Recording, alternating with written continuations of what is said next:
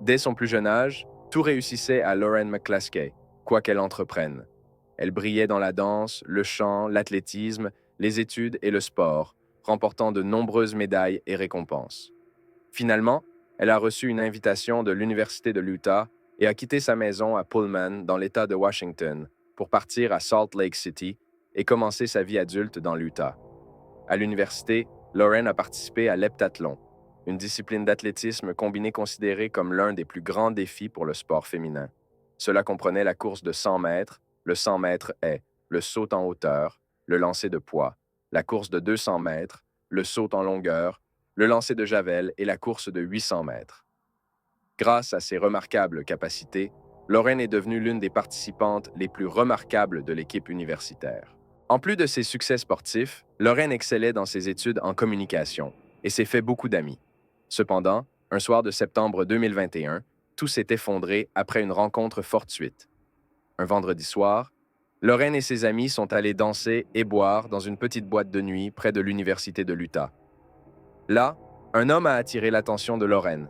Alors que la soirée touchait à sa fin, l'homme s'est présenté comme Sean Phillips, expliquant qu'il travaillait comme agent de sécurité dans la boîte de nuit et était également étudiant au collège communautaire de Salt Lake. Il avait 28 ans.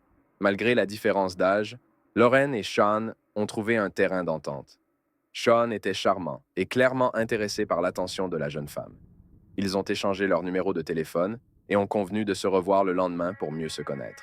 Lauren était ravie de Sean et a même appelé sa mère, Jill. Sean a invité Lauren à dîner, lui a acheté des fleurs et a essayé de la charmer.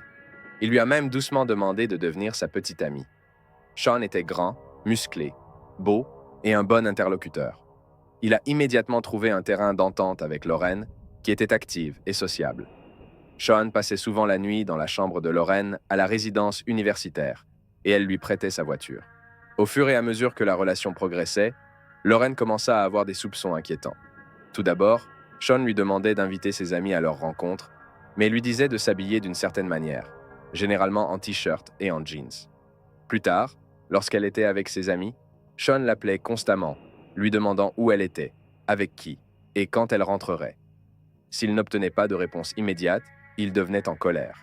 Lauren justifiait son comportement devant ses amis en disant que Sean avait certains complexes à cause des mauvaises expériences dans ses relations précédentes. Au fil du temps, Lauren espérait que la situation changerait. Cependant, Sean commença à lui parler de l'importance d'être prudente avec les autres et d'être prête à tout en cas de problème. Il lui acheta une bombe lacrymogène et lui dit de la porter partout avec elle. Ensuite, il l'invita à tirer au stand de tir et lui demanda d'acheter un pistolet pour lui. À ce stade, Lauren cessa complètement de communiquer avec ses amis et passait son temps en dehors des études et des entraînements exclusivement avec Sean. Ses amis étaient préoccupés et se tournèrent vers les employés de la résidence universitaire où elle vivait. Les employés remarquèrent que Sean était souvent dans la résidence et s'inquiétaient pour la jeune femme. Ils remarquèrent également que le garçon avait commencé à la suivre dans le campus, observant ses allées et venues. Il était évident que ce n'était pas simplement un petit ami jaloux, mais quelqu'un cherchant à contrôler et diriger la vie de Lauren. Il y avait quelque chose de louche avec Sean, et le nouveau petit ami n'était pas du tout ce qu'il prétendait être. Un jour, Lauren a vu par hasard une photo de Sean avec sa carte d'identité. Il s'est avéré que Sean Phillips n'était pas un étudiant de 28 ans et un bon gars, comme il le prétendait. Son identité était celle de Melvin Sean Roland, et il avait 10 ans de plus que ce qu'il disait. Son année de naissance était en 1981. Melvin avait le talent de raconter des histoires convaincantes sur sa vie pour séduire les femmes. Melvin était capable de cacher sa vraie identité et de devenir n'importe qui. Plus tard, les enquêteurs ont découvert plusieurs femmes qui avaient été dupées par ses mensonges à différents degrés. Lauren s'était retrouvée prise au piège dans ce réseau sournois de séduction. En voyant la photo de sa vraie pièce d'identité, la réalité s'estompa devant ses yeux. Cependant, Melvin n'était pas seulement un séducteur. Derrière ses actions se cachait quelque chose de plus sinistre, révélé seulement le 5 octobre.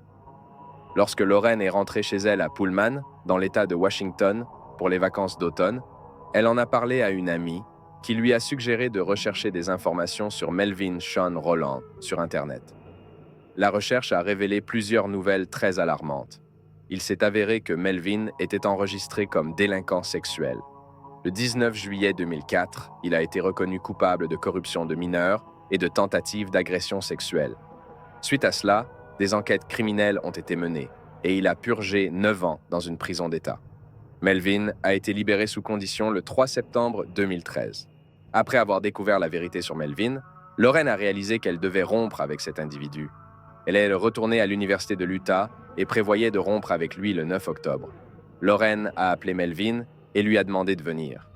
Cependant, selon ses amis, la séparation ne s'est pas déroulée comme prévu ce jour-là, et Melvin a fini par passer la nuit dans la chambre de Lauren. Elle a raconté à ses amis que Melvin s'était excusé pour avoir menti à son sujet, puis avait expliqué l'incident survenu lors de la fête de la communauté étudiante. Il a dit que la fille prétendait être beaucoup plus âgée qu'elle ne l'était réellement, et que les autres accusations portées contre lui étaient fausses. Les amis de Lauren ont douté de cette histoire et l'ont convaincu de mettre fin à la relation le lendemain. Peu de temps après, Lauren a appelé sa mère, Jill, et lui a expliqué ce qui s'était passé. Elle a dit qu'elle devait rencontrer Melvin le soir même pour récupérer sa voiture. Jill McClaskey, comme toute mère, était très préoccupée par ce qui pourrait se passer ce soir-là. Alors elle a appelé la police de l'université pour qu'ils veillent sur sa fille pendant qu'elle récupérait sa voiture. La mère de Lauren composa le numéro de téléphone de la police avec anxiété. Elle était très inquiète pour sa fille. Son cœur se serrait à la pensée du garçon qui semblait n'apporter que du malheur. Ce coup de fil a marqué le début d'une série d'événements sinistres. Subconsciemment, la mère ressentait déjà des signaux d'alarme alors qu'elle parlait de la relation de Lauren avec un garçon qui s'est révélé bien pire que ce qu'elle avait imaginé. Le lien entre la mère et la police devenait de plus en plus tendu. Le combiné téléphonique sonnait comme si des pas résonnaient dans une ruelle sombre. Assis dans son bureau, le policier tentait d'apporter de l'assurance dans sa voix. Pour Lauren, c'était un appel inattendu, ses sentiments oscillant entre la peur et la détermination. Sa mère, inquiète pour sa fille, écoutait les avertissements sinistres. Le combiné téléphonique semblait relier deux mondes, la sécurité du bureau de police et l'atmosphère tendue du parking sombre où Lauren attendait sa voiture. Lauren récupéra sa voiture sans problème et tous deux reprirent leurs activités. Après le retour de la voiture, quelques jours de relative tranquillité suivirent, pendant lesquels Lauren reprenait ses études et reconstruisait sa vie. Puis, des messages textes inquiétants commencèrent à arriver de numéros inconnus, concernant Melvin. Lauren se tourna vers la police, alors que les messages textes continuaient d'affluer. Elle laissa un message à l'opérateur de police, mais elle ne reçut jamais de réponse ce jour-là. Des messages arrivaient du numéro de Melvin, disant que tout allait bien avec lui et que quelque chose d'étrange se passait.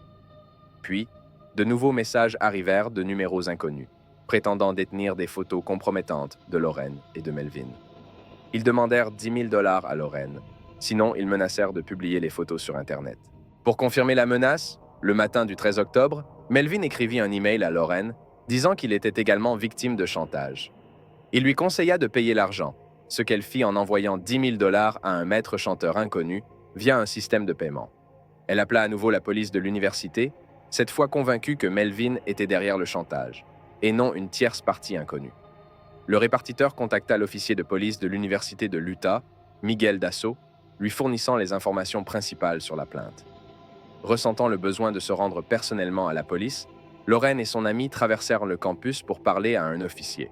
Après leur arrivée, elles furent reçues par des détectives et expliquèrent ce qui s'était passé, ne cachant même pas le nom de Melvin et le fait qu'il était un délinquant sexuel enregistré. Les officiers supposèrent qu'il ne s'agissait que d'une fraude et que Lauren avait probablement inventé la menace pour sa vie. Les jeunes femmes partirent avec l'impression d'avoir pris les bonnes mesures et que le problème serait résolu. Malheureusement, comme le montraient les enquêtes ultérieures, pratiquement rien n'avait été fait en réalité.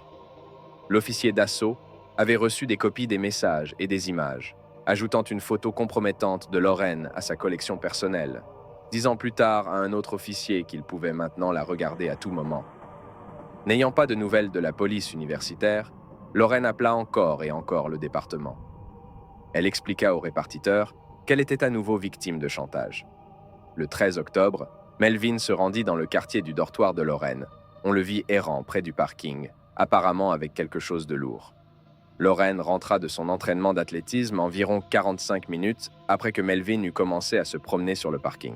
À ce moment-là, personne ne savait qui il était. Lorraine entra dans le dortoir et monta à l'étage à peine une minute après que Melvin, toujours en tenue, se soit approché de la porte du dortoir. Ils se croisèrent littéralement en quelques minutes. Personne ne savait ce qui aurait pu se passer s'ils s'étaient rencontrés. Malgré cela, la police n'a rien entrepris dans cette situation. Melvin a dit à Lorraine qu'il savait qu'elle avait contacté la police. Lorraine pensait que quelqu'un au sein du département de police avait informé Melvin qu'elle essayait de se protéger contre lui. Lorraine a oublié qu'elle avait utilisé le téléphone de Melvin quelques semaines auparavant pour se connecter et vérifier ses emails, ce qui lui donnait un accès complet à sa correspondance avec la police, ses amis et sa famille. Tout au long de cette période, sans le savoir, elle avait contacté la police de Salt Lake City.